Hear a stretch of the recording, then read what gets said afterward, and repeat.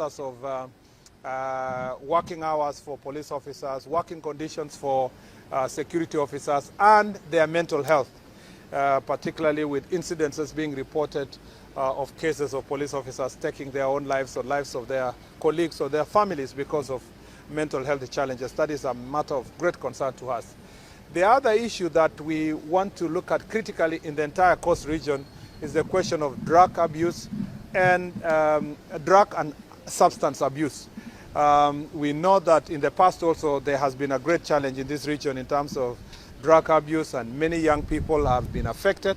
Again, a lot of work has gone into it. I want to listen to the progress that has been made beyond the security briefs that we already have, and to listen to the grassroots leaders, particularly the assistant chiefs and the chiefs, on what other strategies we are going to put in place and what support they require from us to make sure that we get rid of drug and drug abuse issues in the region.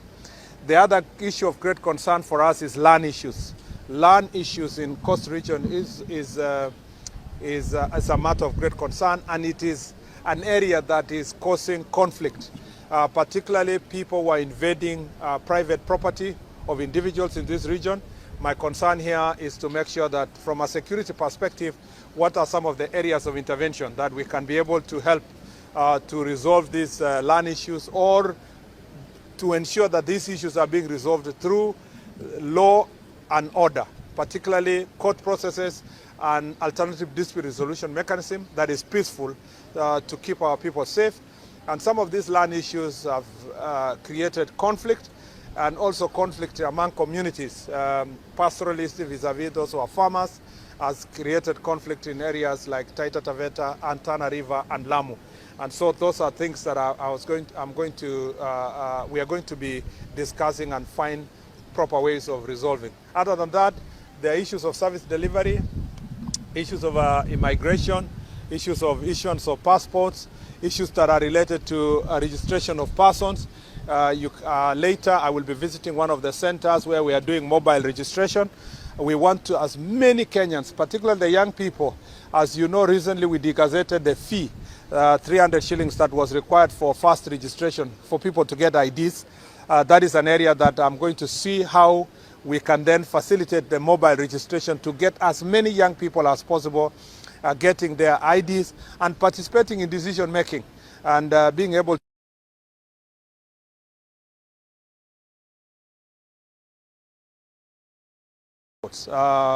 I will be inspecting later the registration office for immigration and see about issuance of passports. As we promised, maximum 7 days. When you apply for passport, you must get your passport. Maximum 10 days. If you apply for ID, you must get your ID. I want to see how we can ensure that service delivery is in these sectors is guaranteed. And then finally, as a ministry that assists the government in administrative work, we want to see how best we can work with other departments of government to ensure that there is service delivery. So one of the conversations we'll be having is with our government delivery unit, and they will be speaking to these administrators from the grassroots on how best they can help in coordinating service delivery to make sure that every project that is being implemented by the government of Kenya, they are able to monitor and give us real-time progress for those projects, so that you don't have to wait for the cabinet secretary, principal secretary, or the president to visit for people to complain about incomplete projects or shoddy projects. Some of the things we are going to discuss today is to make sure that is done. And we are also using this forum for awareness on the key programs of bottom-up economic agenda. One of that program is the universal healthcare. One of the presentations we'll be making to the grassroots leaders, particularly our elders from the community and the chiefs and assistant chiefs, is how SHA is working and how best we can make sure that Taifa Care is delivering to the people of Kenya. So it will be an eventful day and 6 days ahead of us. But this is what it is, and this is a practice we have now adopted in this ministry. We will visit the entire 47 counties across the country. We've just started with Coast Region, and I will be working from here. Besides the work that will be related to the 6 counties, I'll continue discharging my national duties from this region for the next 6 days. Yes. Thank you. Regarding border security, yeah. We hear that the chiefs who are abducted in Mandera have been released. Can you comment? Yes, thank you very much. We have very good news that our chiefs that were abducted in Mandera have been released, and they are now in the hands of Kenyan officials, and they will be arriving home anytime soon. This is very good news based on collaborative efforts, as I announced before, that as a government we decided to work together with the community and to work with the county government of Mandera and the local community, and this process has borne fruit. We will be commenting further in the near future, once our chiefs are within the country, and we'll give you even more updates on the progress and what we are doing. The thing that many Kenyans need to know is that our country is safe because there are men and women who are making great sacrifices. The fact that we don't discuss threats of terrorism and Al-Shabab and so forth every day does not mean that our country is not facing constant threat from these elements. It means, the real meaning is that the men and women who have gone out there working in the field, especially along our borders, are doing a fantastic job to protect the rest of us. We don't speak about this every day, but it just needs to be known by all Kenyans that we are safe because our police officers, our NPR, our chiefs, our assistant chiefs, and many citizens in the community who are cooperating with the security sector are helping us to keep our country safe. And therefore, we will be making a statement in the next few days in detail on the progress of that issue.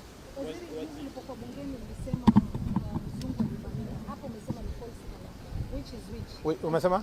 Ulipokuwa bungeni juzi, uliungama kuwa there's a tourist who was attacked. Hapa umesema ni false alarm. Nimesema kwamba vile iliripotiwa, si kwamba kuna mtu alinyang'anywa, aliporwa simu yake. Kuna mzungu moja alivamiwa na vijana na kuporwa simu, lakini sio genge vile watu walikusema kwamba kuna magenge ya wakora walivamia watalii wengi. Hapana, siwezi kakataa. Ukweli ya mambo ni kwamba mtalii moja alinyang'anywa simu na mkora moja kwa hapa jiji, na kulikuwa na makosa kidogo ya coordination kati yetu na ile police unit yenye inasimamia mambo ya tourism na wale ambao department yetu yenye inafanya mambo ya utalii. Hiyo ilikuwa ni makosa kidogo ilifanyika. Yenye nasema ni false alarm ni kwamba haikuwa kwamba walivamiwa na magenge wenye or let me put it in black and white. It's not that they were actually attacked by panga boys with a gang approaching the tourists. No, that was not the case. It was just a case of the usual pickpocketers and thieves who try to steal from tourists. Of course, we don't want such incidents to happen. But I want to appreciate the media houses. Most of the media houses carried out the story accurately with national interest at heart. You know, there's just a few people here and there who reported it sensationally in a manner that would scare our tourists when the situation was not at the scale that was sensationalized. Was it arrested?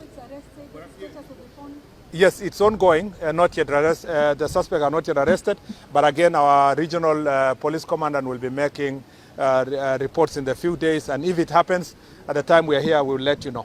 Last question. Pardon? Si tuseme ya Mombasa hapa ndio tusichanganye na mambo mengine. What I want to say generally is that part of the reason why we are dealing with gangs here is to make sure that there is no place in the Republic of Kenya where we will allow any goons or gangs to invade any facility, whether it's a church, whether it is a school, whether it is a street. This country must be led by the rule of law. And injustice anywhere is injustice everywhere. We are not going to allow extrajudicial processes to continue in the country. We must remain a country of law and order, and it doesn't matter. Ours is apolitical. We do not subscribe to any political side. Ours is to make sure that everybody can exercise their right freely across the country without being hindered, as long as they are going about it peacefully.